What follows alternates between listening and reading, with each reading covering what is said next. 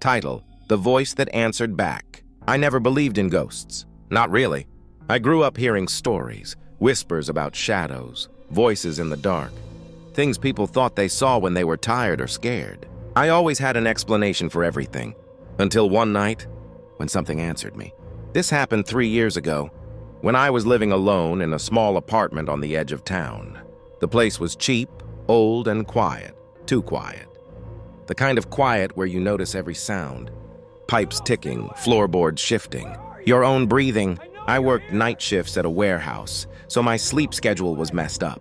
I'd come home around 3 a.m., exhausted, half asleep, and wired on caffeine. That night was no different. Or so I thought. I unlocked my door, stepped inside, and immediately felt something was off. Not fear, not panic, just discomfort. Like walking into a room where an argument had just ended. The lights were off exactly how I left them. I dropped my keys on the counter, kicked off my shoes, and stood there for a second listening. Silence. I told myself I was tired, paranoid, overthinking. That's when I heard it. A sound coming from my bedroom. Someone whispering my name. Not loudly, not urgently, just softly, calmly, like they were standing right beside my bed. "Daniel." I froze. My first thought was ridiculous. Maybe my phone is playing something. My second thought was worse. Someone is inside my apartment.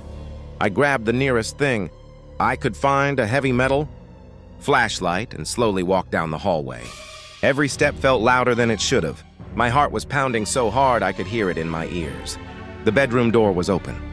The room was dark and empty. No one. I stood there, breathing heavily, flashlight shaking in my hand. Then I heard it again, from behind me. "Daniel, why are you ignoring me?" The voice wasn't threatening. That was the worst part. It sounded familiar, almost comforting. I spun around, flashlight swinging wildly. Nothing. No one. Just the dark hallway stretching back toward the living room. I didn't sleep that night. The next few days, strange things kept happening. Small things at first. I'd leave my bedroom door closed, wake up, and it'd be open.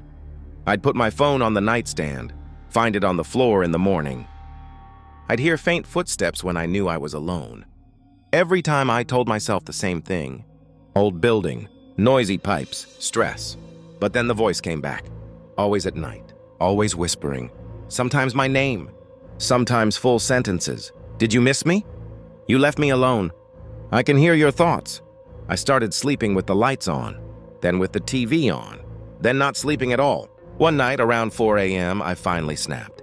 I was sitting on my bed, exhausted, angry, terrified, and I said out loud, "Who are you?" There was a pause. Then the answer came. "I'm the one who answers when no one else does." Then the answer came. "I'm the one who answers when no one else does." My stomach dropped. The voice wasn't coming from one direction anymore. It was everywhere. Inside the room, inside my head. I grabbed my phone and turned on the camera, pointing it around the room like some idiot in a horror movie. I didn't know what I expected to see. I wish I'd seen nothing. On my screen, in the reflection of my mirror, something was standing behind me. Tall, thin, too still. Its face was wrong, like someone tried to copy a human face from memory and failed. The eyes were open too wide, the mouth curved upward but not in a smile, more like a mockery of one. I turned around. Nothing. When I looked back at my phone, the camera app had closed itself. The next day I called in sick and went to my parents' house. I didn't tell them everything. I just said I wasn't sleeping, that I felt unsafe. My mom asked me a strange question. "Have you been talking to yourself at night?" I laughed nervously. "No, why?" She hesitated. "Because you used to do that when you were little. You talked to someone who wasn't there." My blood ran cold. She continued. "You said he answered back. That night I searched my old medical records, therapy notes, childhood evaluations. There was one recurring mention. Imaginary companion, persistent, responds independently. One note stood out. Child claims the voice gets angry when ignored." I went back to the apartment to pack my things. I didn't plan to stay the night. But as I was loading boxes, the lights shut off. The apartment fell into darkness. Then the whisper came, closer than ever. "You remembered me." The door slammed shut. I ran toward it, pulling, screaming, panic taking over. The voice laughed. Not loudly, softly, lovingly. "You gave me a name once," it said. "Do you remember?" And suddenly, I did. A name I hadn't thought about in decades. A voice I used to talk to every night. A friend who promised he'd never leave. "I waited," it whispered. "You grew up. You forgot me.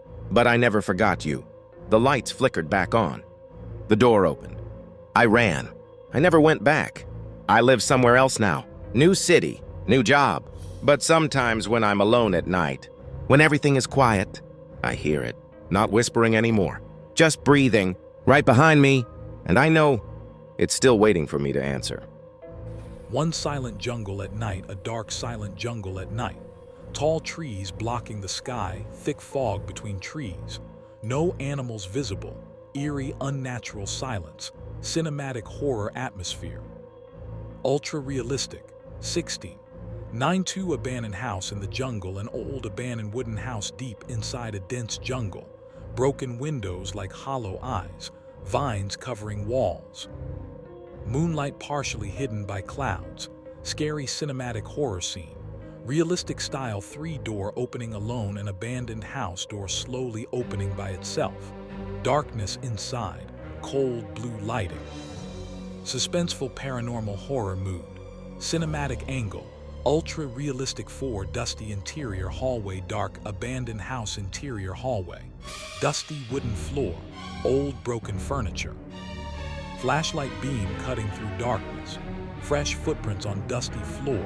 Cinematic horror realism 5 staircase with footsteps, old wooden staircase inside a haunted house. Shadows creeping along the walls, darkness above the stairs. Sense of unseen footsteps. Cinematic horror lighting 6 cracked mirror room, a dark empty room with a cracked broken mirror on the wall.